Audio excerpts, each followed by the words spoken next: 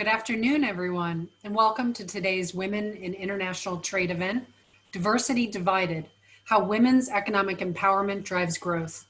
My name is Emily Beeline, and I'm Senior Counsel at FedEx here in Washington, D.C. I'm also a longtime WIT member and the President-elect.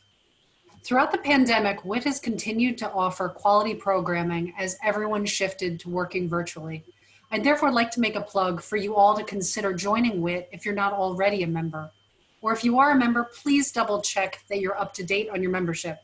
If you have any questions about your membership, or if you'd like to explore the many options we have for corporate members, government members, or embassy members, please do not hesitate to contact us.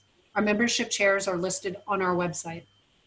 Also, I'd love to call your attention to a complimentary event WIT is hosting tomorrow called Catalyzing Change, Government Action on Women's Empowerment. This event will highlight the government's role in promoting women's economic empowerment and lessons learned. You can sign up for that at wit.org.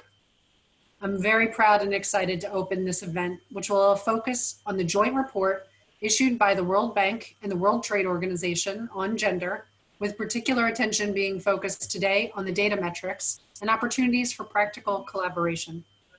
It may not come as a surprise that throughout the pendency of the COVID-19 global pandemic, women in business are disproportionately negatively impacted economically, and yet women are a key resource to enable efficient and accelerated economic recovery.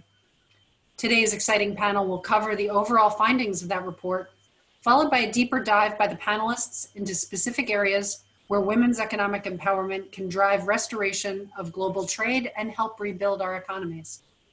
With that, I'm proud to turn the floor over to my fellow express carrier, Penny Noss with UPS. Penny? Great, thanks so much, Emily. I feel we're well covered on the express and logistics front today. So I'm so excited about this panel and about these topics. This is a report that I think is adds to a fantastic body of evidence and information, and I'd be more pleased with the folks we have speaking to it today. So I'm going to start off by introducing Karen, who is going to do some opening remarks, and then we will turn it over to our outstanding panelists for about 5 minutes of comments each, and then open the floor to questions. If you could, please, as you listen to the presentations, if you have any questions, please add them to the chat or the Q&A section, and we'll continue to take a look at them and use them during our Q&A session. So with that, I'm going to turn it to Karen. And Karen, I look at your background, and which for me is just, you have an incredible, an illustrative background. And I think after the weekend that I think some of us have had with reviewing Ruth Bader Ginsburg and her life's body of record of work on behalf of gender, I also look at all the work you've done, and I think you're somebody who has also has an impressive body of work. So you've been with the World Bank since 2014 as global gender, and where you lead a lot of the work that the World Bank does on this, as well as with the IBRD and the IFC. Prior to joining the World Bank, you were working on these issues at American University in Washington. It was my husband's alma mater, so congratulations. And before that at USAID, and you have degrees from UCLA, both PhDs and MAs. So fantastic. And we look forward to your opening remarks and kind of the overview you're going to give us today. So please, the floor is yours. Thank you. Thank you, Penny. Can you hear me? I'm delighted to join everyone today. I'd like to wish everyone a good morning, good afternoon, good evening, wherever you are. I'm really delighted to be here with you, and I'm going to apologize in advance. My microphone on my computer failed me last week, and so I'm trying to juggle between different modes of technology, my computer, my iPad, and sometimes my phone. So apologies if there's any static. I want to tell you I'm very happy to be here with my colleagues from the World Bank and the World Trade Organization. It was really fantastic that our two entities could collaborate on the report that we're going to discuss in today's webinar. And I'd really like to give compliments to Nadia and other colleagues, and you'll hear quite a bit of detail from them about specific points in the report. And I thought what I could do is highlight some of the big picture points that I think are important for us to make, and some things that I hope we'll get into during the discussion. So let me start by saying that I think everybody knows that in the last 2 decades, up until very recently, we actually have made, as a global community, many countries have made huge progress in narrowing the divide between men and women. And this is particularly evident in the health domain and in the education domain. In fact, in many countries now, the gap is the reverse gap, where boys are dropping out of secondary and not going to university in the same numbers as young women. And this is something we have to really think about, because that will also have implications for the workforce in the global trading system. But in spite of this wonderful progress, there are critical gaps, particularly in the economic front. As girls have accumulated more human capital than boys, they haven't been able to translate that into labor market opportunities, into actual participation, or into entrepreneurship. And we have very big knowledge gaps, actually, about how important global forces like trade actually influence these pathways. So the Bank Group and the WTO, ITC, and others has really started to fill this knowledge gap, and the report today is a critical component of that. And I'm going to come back to this, because while I think the report fills an important knowledge gap, we still have many remaining questions, and I want to specifically conclude with some comments on sex disaggregated data. So the report, Women in Trade, the Role of Trade in Promoting Women's Equality or Gender Equality, as I noted, is a joint report by the Bank Group and the World Trade Organization. And this is one of the more recent attempts to quantify how women are affected by trade. We've put together a new data set that has a lot of sex disaggregation on key indicators that are really important for academics and policymakers to use. And the analysis, I think, that's part of that was been done by both of our organizations, can really help governments and people who are in the negotiating circles and on the delegations understand not just trade patterns, but how trade policies do affect men and women differently. So some of the high level features or findings of the report that I want to comment on before Nadia and colleagues go into detail are the following. First, we have to remember, as I said, that women across the world hold fewer jobs than men. They're largely in different occupations than men. They are paid less than men, and they're more likely to experience worse job conditions than men. And these are really important background facts. The fact that fewer than 1 in 2 women works. Among those who do work, 80% occupy medium and low skilled jobs. And when we think about trade creating opportunities for the unskilled, that particularly is important, but increasing competition for the skilled, these are things to think about. Women, of course, as we all know, are overrepresented in informal employment, with up to 90% of women informally employed in sub-Saharan Africa. And trade patterns affect informal employment in somewhat different ways. Just 33% of female employees in low-income countries are considered to be skilled workers. So with that as background, it's important to note that trade can expand women's role in the economy, can decrease economic inequality, and increase and improve women's access to skills and education. And it can do that if it's designed early. So some of the things that the report points out that I think are worth mentioning: exporters employ more women in low and middle income economies, where they make up about 33% of the workforce of exporting firms, compared with just 24% of non-exporting firms. So exporters have a really important role in women's employment.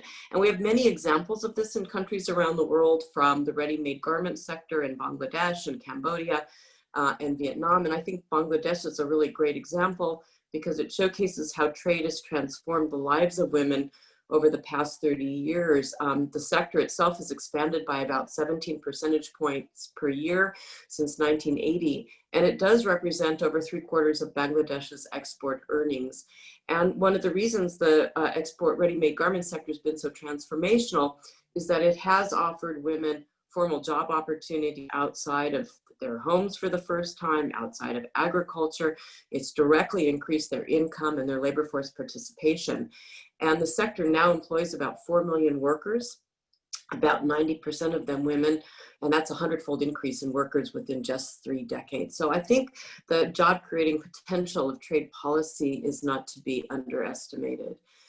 When women are employed in sectors that have high levels of exports, they are more likely to be formally employed in a job that has better benefits, has more training opportunities and greater security. And just to give you one example, right now in Bangladesh, where we're working with the garment sector is actually creating a university, which I think is fabulous, for its garment sector workers, so that they can actually have greater career options, not just on the lines where they're the sewers and the cutters and so forth, but they actually get into a career progression in management in other places.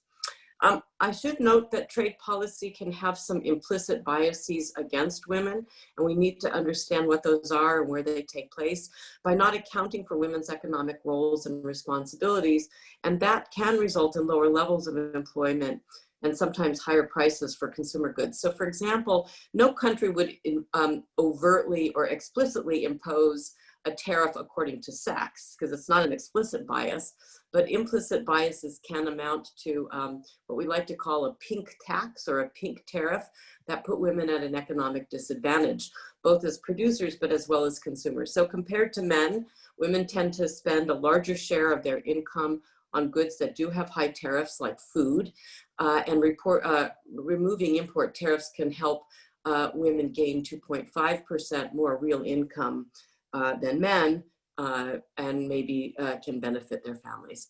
So targeted policies can help women maximize the benefits of trade. These include removing trade barriers that impede women's access to international markets and improving women's access to a set of complementary policies and interventions such as financial services and digital technologies.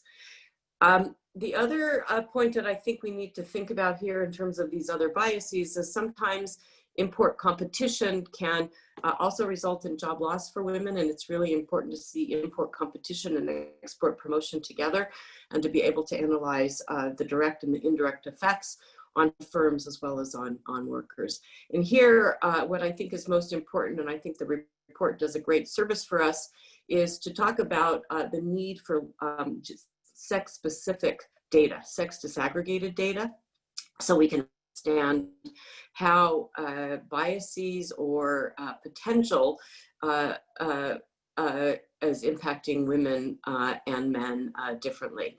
So I wanted to mention that I hope all of us will be able to use this new data set that for the first time it was developed as part of this report. It allows researchers and policymakers to see labor data at both the industry level by sex. And one of the things that I think is really important is it can get us, this new data set adds quantitative information that can help us get away from ad hoc claims. It sheds light on how women are employed in the industries in which they work, what their income is, whether or not they're involved in global or regional trade.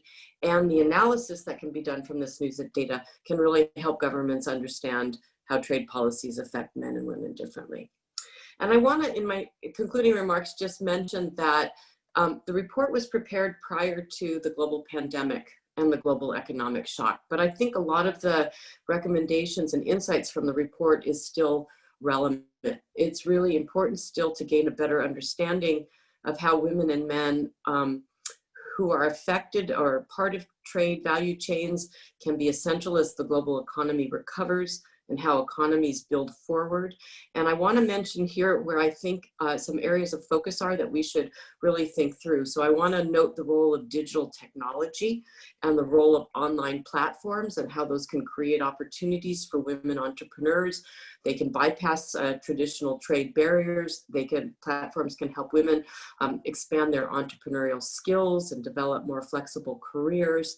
And I have to say this is really important because it's a public-private approach that will be necessary. And I want to give a shout out here to our partnership with UPS and MENA, where the World Bank is working to actually strengthen the skill sets and training for women entrepreneurs, but working with the private sector to create online e-commerce platforms. And we just entered a partnership with UPS, where UPS is providing logistics support to the women who are on these platforms. And I think that's really important. And I think that the other thing I would mention here is in terms of public-private partnerships, is that we can do much more through this pandemic to pay attention to global sourcing, to value chain sourcing and procurement from women-owned firms and women entrepreneurs. So let me give you one example. As part of this, we're working with McCormick in Vietnam, where we're targeting women-led households and farms to help women entrepreneurs move from low-value produce and to reap the benefit of higher income from value-added products. And this multinational corporation is working with us here. It's a pilot, but if it's successful, we will be expanding it. And the idea is to reach up to 10,000 farmers actually in Vietnam in 4 years, but we would like to expand this globally. So we've also engaged as part of this project civil society. Absolutely fantastic to have the public-private civil society partnership. And I think those can be models for the future. So in closing, let me just say that I hope our discussion today will really help us focus on the potential opportunities that trade can provide to women entrepreneurs, to women consumers, to women workers, and buttress support for a more inclusive rules-based trading system. So let me stop there and thank you all. Karen, thank you so much for that overview. Really appreciate it. Really appreciate the points you've made with regards to tech-specific data, the digital tech. Thank you for recognizing that and the work we're doing together on that. But also that you know that there's other areas that we need to work on. So I'm looking forward to the discussion now from Nadia, Victor, and Judith to maybe dig into some of these additional areas or more specific areas of work. For those that are on the call, again, any would be fantastic as you hear things. If you have questions, so please put those in the chat function. I'm going to start with recognizing Nadia. So Nadia Roca is a senior economist that does macroeconomics, trade, investment, global practice at the World Bank. She has been with the bank since 2015, and prior to that worked at the WTO. Spent a year in Colombia, being seconded there to the Ministry of Trade. And she has a PhD from the Graduate Institute in Geneva and an MA from Barcelona and a BA from Milano, all places I'm so sad I don't get to go visit at the moment. And it just makes me envious even just to say them. So with that, Nadia, I look forward to maybe, I know that you're one of the people that has worked most closely on this report with your WTO colleagues, and look forward to hearing your comments and maybe a bit more specific about the study itself. So thank you so much. I turn the floor over to you. Thanks a lot, Penny. Can you hear me? Great. So, well, first of all, thanks for the invitation to participate in this panel. I'm really looking forward to this conversation, and so I just wanted to just provide some general remarks and a little bit of a follow-up of what Karen has mentioned about the report. So I wanted to start by sharing the experience while producing this report. And from my side, when I started working on this report, this was the first time that I got involved in deep dive on gender issues. And I have to say that it has been extremely interesting and I have learned a lot. So one thing is that I was extremely surprised by the amount of work that has been done in the area of trade and gender, right? And to be honest, being a trade economist, and sometimes I feel it that it's a community that sometimes we don't know all the work that has been done. So this report was a kind of an opportunity like to bring like the trade economist family, let's say, to like be more involved in gender and like to share more about like the results and the linkages between trade and gender, and also the potential positive impact that trade can have on gender. So when we started working on this report, I guess that one of our main objectives is that we wanted to have something that was providing the information on the linkages between trade and gender, but that it was mainly backed by data, right? This was our main objective, and of course it provided some challenges because although, as I was mentioning, although there is a lot of research out there, sometimes it's focusing on a certain country or sometimes it's more theoretical, but we wanted just to provide something more across like different countries to understand what is the relationship between trade and gender. And this is why we started with this initiative. So we put together, like at the bank, this sex disaggregated data that provides granular information on the sectors where women work, the occupations that they have, whether they are working informally or formally. And these data, like they are available to the public. So it's very important that it gets used, and the plan is also like just to keep updating it. And so this is one of the initiatives, like in terms of data that the report shows, because also like there has been an initiative by the WTO in which they have like, there has been like a coding of the gender policies and provisions that are included in preferential trade agreements. So we have been working in different fronts, in the fronts of more the outcomes and the policies, and all of this data has been used for the report. So just to highlight some of the key results that we found when we are considering the sex disaggregated data. As Karen was mentioning, one of the interesting ones is that we say, you know, like firms that engage in international trade, they tend to hire more women compared like to firms that don't. And specifically, like in developing countries, these women make up to 33% of the workforce of firms that are engaging in trade compared to this 24%. So now the question is, why is that? And I think that here we should like keep like going on with the analysis and trying to understand, because one of our reactions was like, you know, maybe these results are mainly driven by the apparel sector. In the apparel sector, we know that a lot of women are employed, and also like it's a sector that like a lot of trade takes place. But even by taking out the apparel sector, we were getting these interesting results. So there is something that make like firms that are engaged in trade, like treating differently women and providing them more opportunities to work. And I think that this is an area where like further analysis, like just to understand what makes these internet like firms engage in trade different, to like just provide some clear recommendations.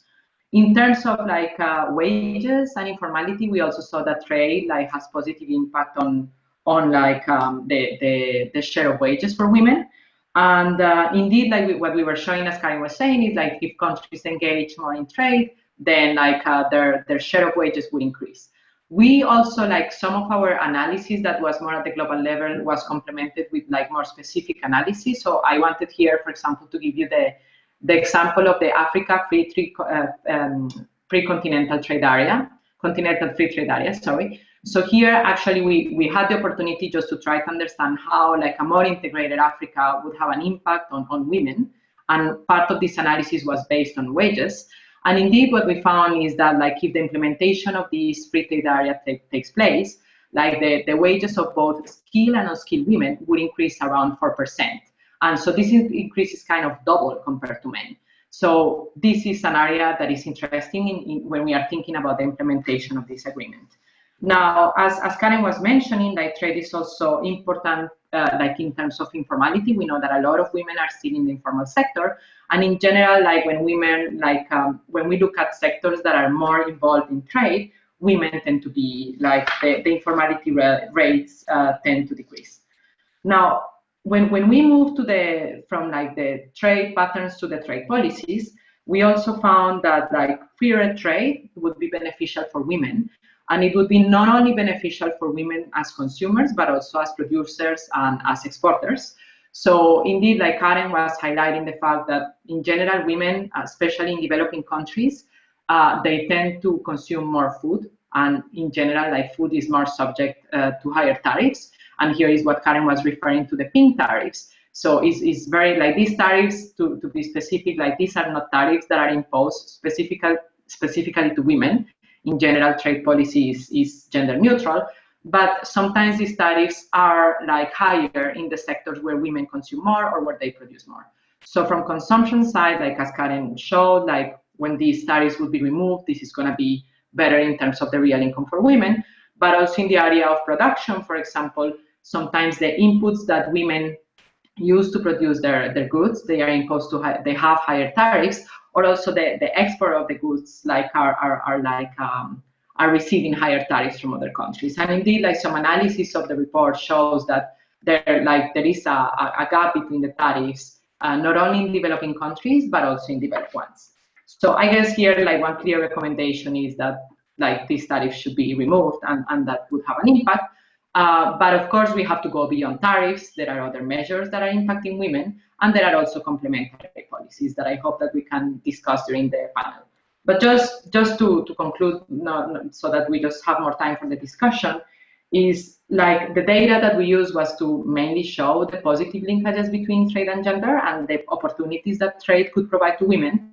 But the report also highlights or makes clear that although trade overall is good for women, it's not good for all women, right? And in general, when we think about trade, there are always winners and losers, and it's very important to understand which are the complementary policies to make sure that like the most vulnerable women are not left behind.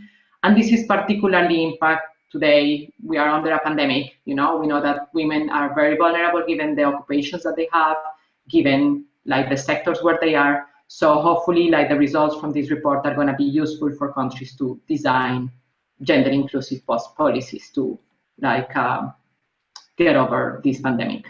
I will stop here. Great, thanks, Nadia, and thanks for all your work on this. I think that it is a really impressive body of work that you've brought out in your joint work with the WTO. So thank you for everything you've done on this. I have lots of questions coming out of it, but I'm going to turn next to Victor.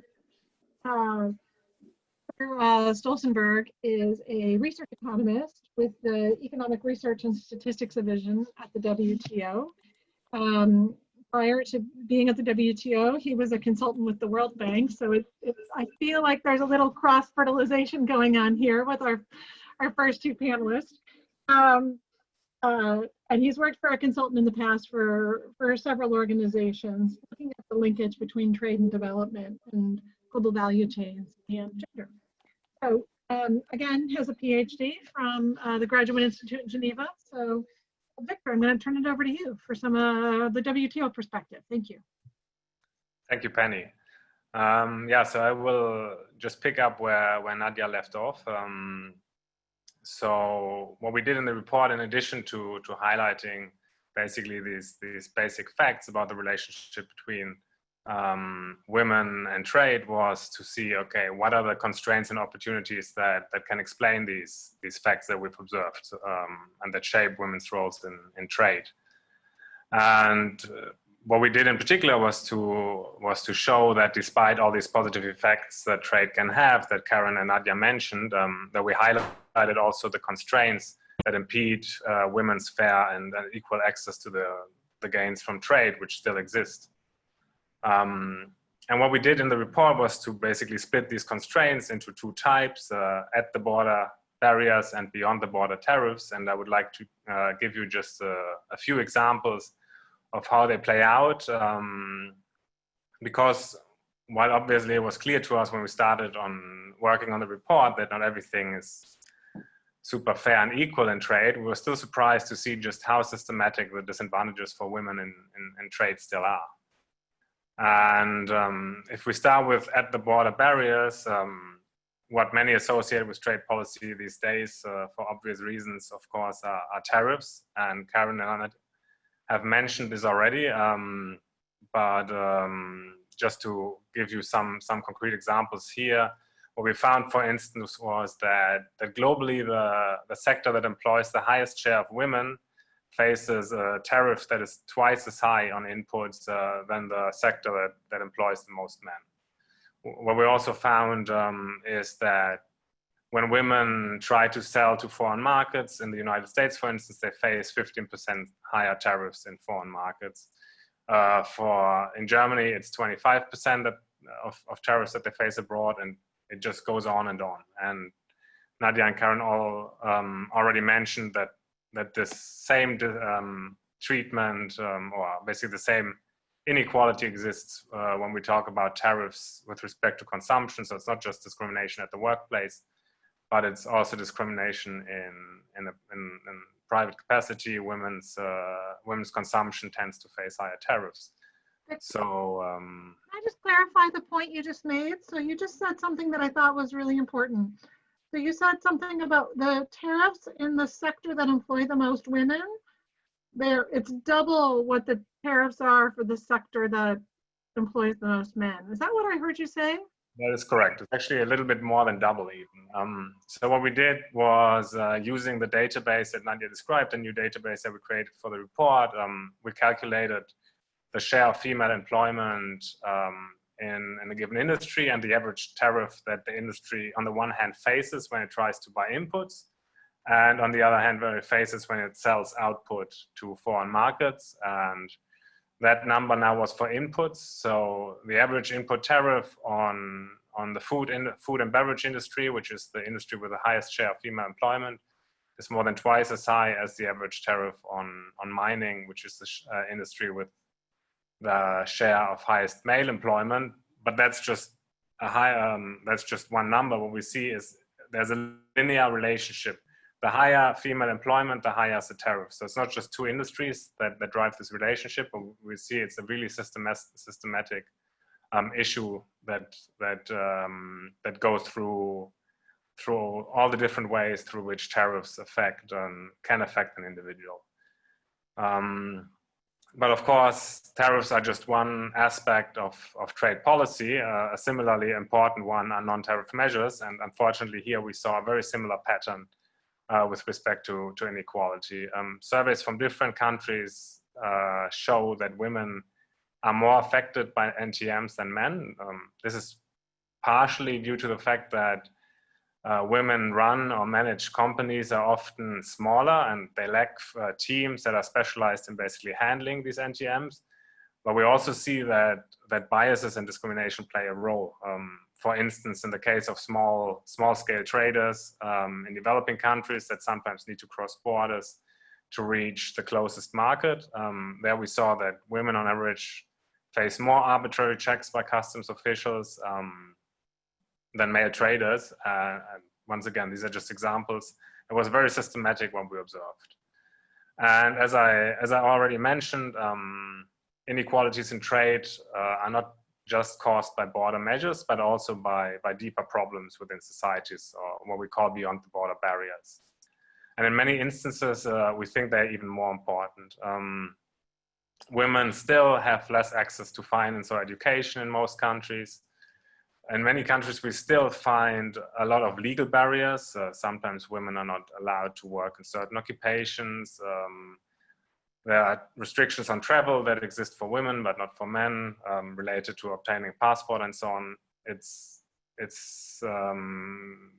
stunning to see just how many legal barriers there are. What we also focus on, for the lack of a better word, is cultural barriers. Women still obviously face or have to carry a larger load when it comes to domestic responsibilities on average in many countries. And since trade is often associated with a lot of travel, or if you have customers in different time zones with unusual working hours, this limits the chances or the opportunities in trade in particular. And I could go on, but I think the message here is clear. Women have to overcome many more barriers than men to benefit from international trade. So there's a lot that still needs to be done before trade can deliver to its full potential for gender equality, even if right now, as Nadia and Karen already highlighted, on average, women in trade still tend to be better off than women who don't benefit from trade.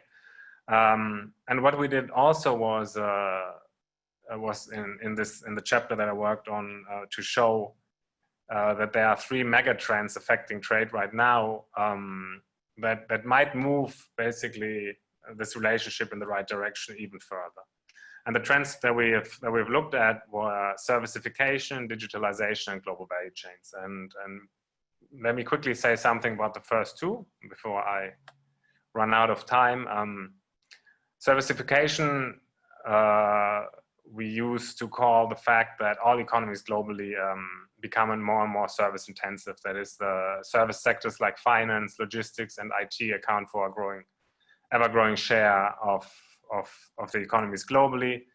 We can see that in GDP statistics, employment statistics, and most importantly for our purposes in trade statistics. Trade in services growing much faster than trade in goods, and at the same time we see that traded goods rely more and more on services inputs. For instance, cars rely more and more on software, and so on. And we think this can be a great thing for gender equality in trade, because what we've shown in the report is that gender gaps in many of the traded services sectors tend to be smaller and sometimes invisible, for a number of reasons that we elucidate in the report. But what this means is the greater the share of services in trade, the smaller the gaps between men and women will become that we still see.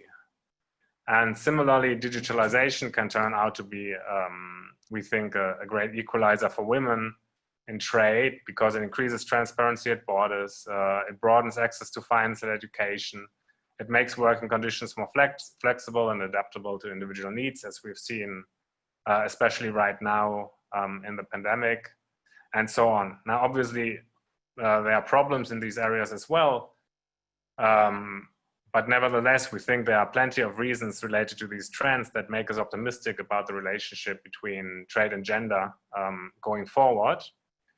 But of course, it doesn't mean that we should be idle, but rather we should try to use these opportunities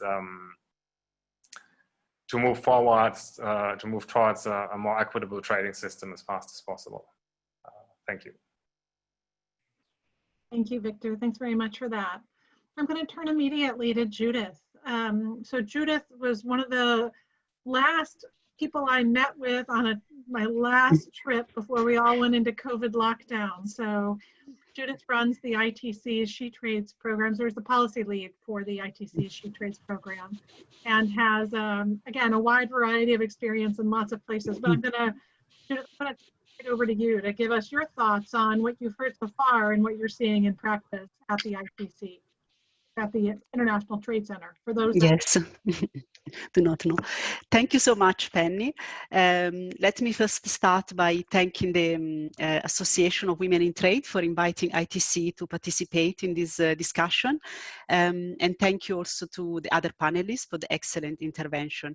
I was really delighted when I read the report. Just a clarification for the organizers, I will not use a PowerPoint, thank you.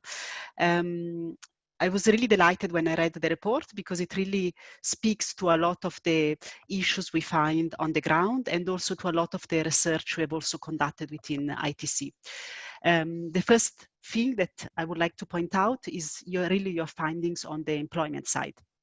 So ITC has run over the years a series of non-tariff measure surveys across more than 40 countries.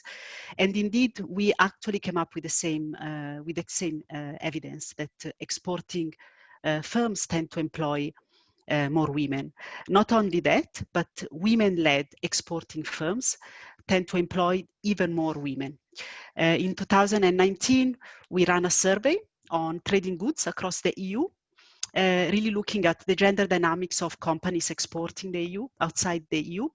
And what we found is that actually women-led companies not only tend to employ more women, but also tend to give them more opportunities at the mid-management and senior management level. And that includes also traditionally male-dominated departments, such as R&D and production. So we really found a good story there in terms of promoting women entrepreneurship that really spills over also on the employment side. On the issue of global value chain, again, it really speaks very much to the findings, to our experience as She Trades. We have lots of work, we are doing lots of work in countries with capacity building and connection to markets. And indeed, I mean, you have pointed out very interesting data on the employment side. And as you know, what you find is that actually also in sectors that are women dominated in terms of employment, you find nevertheless very few women in business management and business ownership. And that's true also in textiles and agro-processing, etc. Not only that, when you do find women-led companies in these value chains, they tend to be relegated to the lowest value-added links. And I think servicification indeed is one of the big stories here. It has changed dramatically the value of what we trade, how we produce, and how we sell. And again, it opens huge opportunities. We see it, for example, in East Africa, where a lot of women entrepreneurs are trading across the border, also in fairly skills-intensive sectors. But nevertheless, we also find that because of the range of factors you have already highlighted, difficult access to finance, skills, etc., both in terms of using purchasing these services inputs to become more competitive, as well as producing these services and exporting across the world, across the border, women tend to be disadvantaged. And for us, this is obviously key. So for example, let's take IT or logistics. We know that nowadays competitiveness, it's really defined also by how companies can leverage these services to become more competitive in global markets. And for us at She Trades, this has become really one of the pillars of how we really help women to upgrade. And by upgrade, I mean not only the usual building, producing better products that meet standards, whether these are technical regulations or private standards. It's not only about doing better what they're doing with more effective production processes, etc., but it's really about also diversifying markets, reaching new customers online and offline. And this is why we are also very thankful to the partnership we have with UPS, because it actually has helped us to really tackle one of the most critical, in a way more difficult factors for women competitiveness, because it's not really the usual elements of competitiveness that were true 30 years ago or 40 years ago, but it's really the factors that are shaping competitiveness, especially post COVID-19, where really we see an acceleration of a number of these elements. Finally, on a positive note, partially positive note, we also see that we are now extended the survey we have done across the EU to trading services this year, and we are very delighted to see that we find more women in management and ownership, but they still are underrepresented. So approximately 1/3 of the companies exporting outside the EU in trading services are women-led or owned. On our side, She Trades has done obviously a lot of work with capacity building, etc. But one element that I wanted to highlight, because I think it complements very well part of your report, is on the policy side, which is a new tool we have launched in July called She Trades Outlook. And what Outlook really tries to do is to help policymakers to move to the operational side. So once they are committed to maximize, to leverage trade policies for gender equality, how can they do it? And we hope that She Trades Outlook would really give them the practical tools to do it. Outlook includes 83 indicators across 6 policy pillars, from trade policy to access to skills and finance. And it will really give policymakers a snapshot of how well the country is doing in supporting women in trade, where are the priorities for reform, or to set up new initiatives. It will give them access to best practices, and we were delighted to see that these best practices and the countries that perform very well in some of these pillars, they're not only developed countries, and that's obviously is inspirational for everyone to see that Fiji is doing something excellent on access to finance, or Rwanda, or really, it's really across the world. Everyone is trying to do things. They really, the puzzle is trying to put everything together in a way that is effective and comprehensive and really tackles all of these barriers together, which is really what will bring us to ultimately really use trade policy and any other policy to achieve gender equality. I will leave it here now. Thank you so much. Great. Thank you so much, Judith, for telling that, and for all the great work you have going on at the ITC to help not only women exporters, but exporters and companies generally around the world. I wanted to we have one question that's come in so far. If there's other questions, would love to see them in the chat. And I'm going to play off of this question because I think that it's a great question, and it builds on a question I was going to ask. So the question from the audience asked about the the fact that there's gendered sectors and that there's a concentration of men or women in certain sectors. And the question is, have you in the study, and Judith, maybe for you from the ITC, have you explored ways of looking at the gendered employment, the wage divergences, and how can we address that and make the sectors more equal? And specifically, what is the role that trade can play in improving and making more equal the employment in some of these sectors?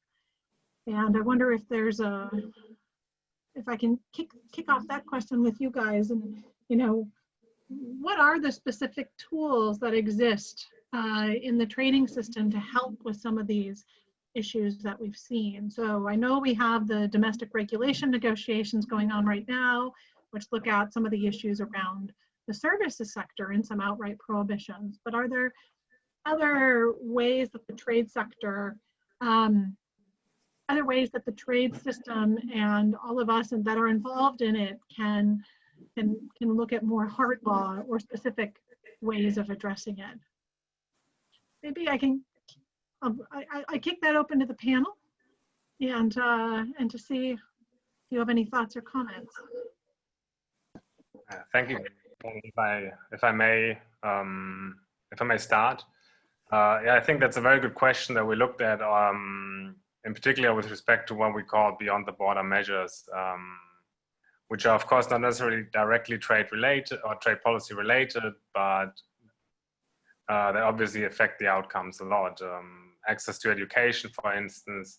What we saw was that the most trade-intensive sectors are also the most STEM-intensive in terms of the people that get hired. And we know that the STEM subjects, science, technology, engineering, and mathematics, are still very uneven when it comes to graduation rates.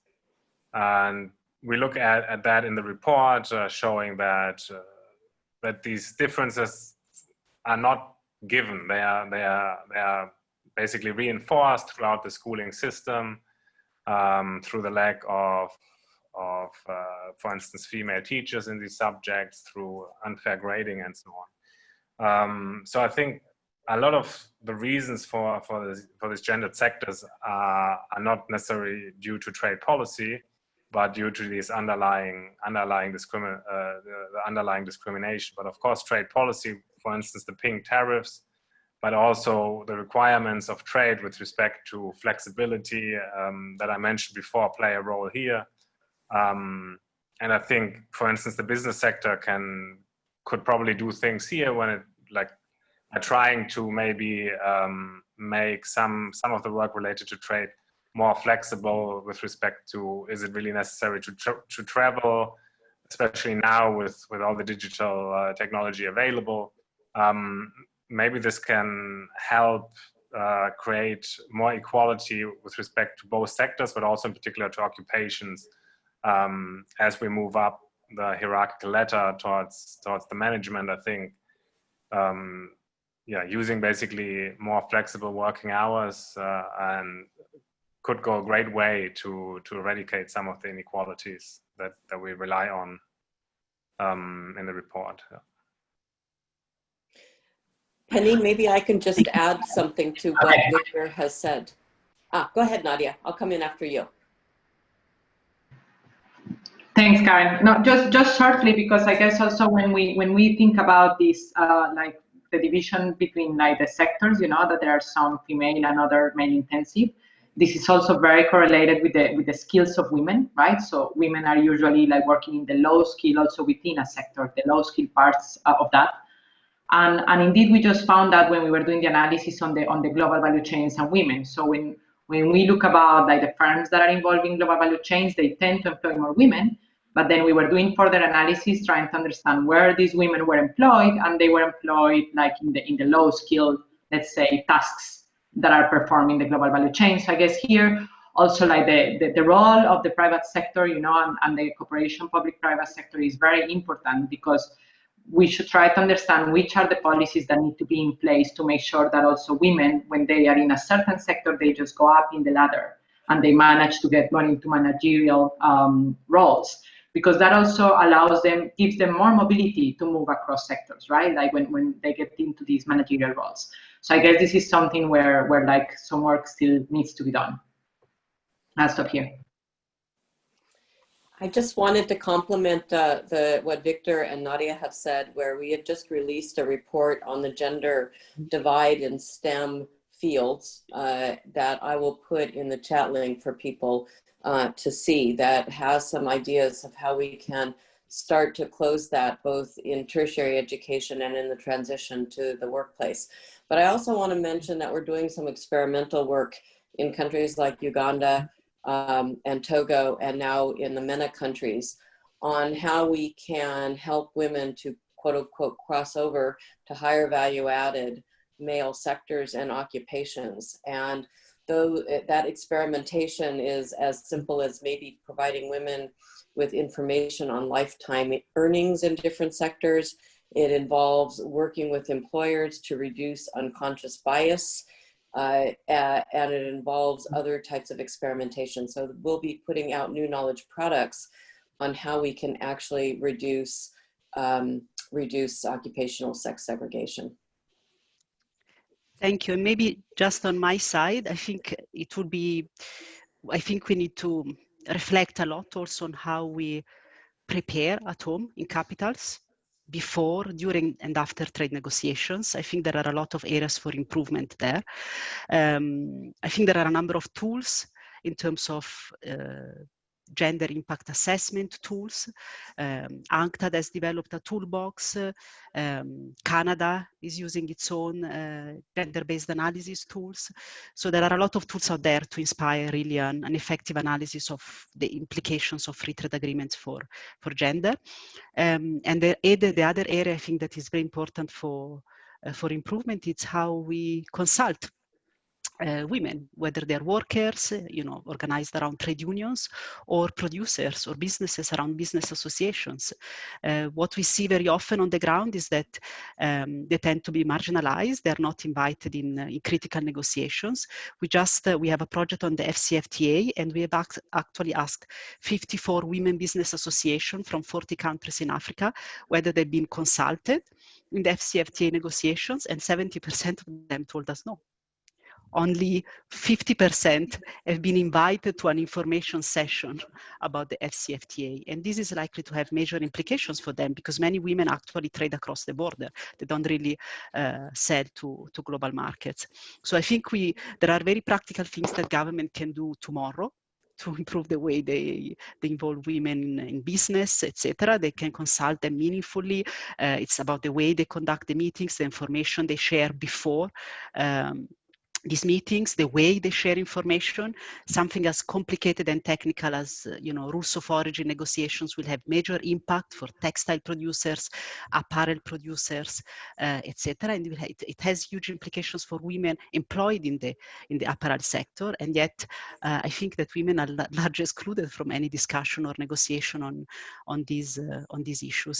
And I think government should be more proactive also in the type of analysis they conduct. And very often they don't have the tools, but very often they also don't have the political willingness to go into trade and gender issues. So thanks. So I think I love all of this. And, we at UPS have been focused on both the soft side of a lot of this as well as the hard side. And again, maybe it's because I had my entire family sit down and watch the notorious RBG again this weekend. But I think through what Ruth Bader Ginsburg did with the law in the United States and working very systematically through dismantling a lot of the things that are there. And I love the fact that our USTR has so many fantastic women in it. And I think that's an outstanding example, because when we have these negotiations going on and you have diverse people sitting at the table negotiating it, they think through the ramifications of this in a way that I think is helpful. We're coming up against, we got 5 more minutes left, and I know Lisa Schroeder is going to come back in the last minute to make any final comments. To a Trade Talks podcast that was done recently by the Trade Talk folks, by Chad and Sonia, with regard to exporting and also investment. And they had a study by the current head of the EBRD, Beat, I'll slaughter her last name, so I apologize, Jorvik, who looked at Japan. And the fact is that women who worked for foreign companies in Japan got paid better than women who worked for domestic Japanese companies. And it was a very interesting, some very interesting studies that come out of that. And so I wonder, as we think about some of this, and again, it's a question of trade, but also I wonder a question of investment. And while there are, I think, have been concerns at some points in some countries about foreign investment, I wonder if you guys can speak to the impact that foreign investment can also contribute potentially on this front. And if foreign companies come in and can raise the standards and also potentially improve the wages. So when you talk about public-private, maybe the investment dimension comes in there as well. And I'm sorry, we've got like 2 minutes for comments. So if any of you have a quick comment, would love to hear it. So Judith, you've got your mic off. I don't know if you have a quick one to start with or others. Yes, I think foreign FDI has a huge role to play in local economic development in general, and definitely also in women economic empowerment. I think the key here is partnership, because what you often see is that corporates come with very good intentions, very good plans, the expertise, etc., but then they get frustrated because there is only so much they can do, because they can't, address all of the challenges facing women, whether they're workers, producers, or business owners. And this is where the partnership with the government is essential, because government should be able to pick up especially the structural issues around access to health or infrastructure or education, and really create synergies that maximize the opportunities from corporates in terms of mentorships or diverse supply chain development, etc. Thank you. Thanks, Judith.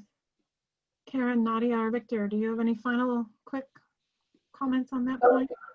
So yeah, just a quick comment is that indeed, so whenever we think about foreign direct investment, for us is like the one side of trade, right? When we think about GDCs, like FDI is there.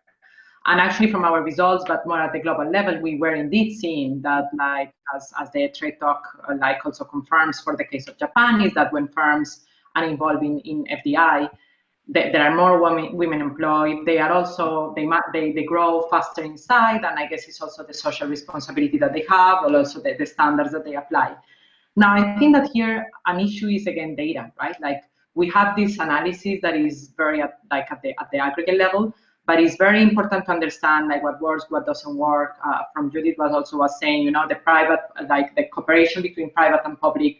Understand, like if we just get more granular data on the different programs or how they are dealing with this issue, then we can understand which are the formulas that work better, and hopefully they can be applied or scaled up in other areas. Of course, we know that each country is different, but I guess here is a call of like we still need a lot of data, and a lot of data on like the different policies or the different partnerships that take place, and the policies that get implemented to make sure that women are included or getting up the ladder.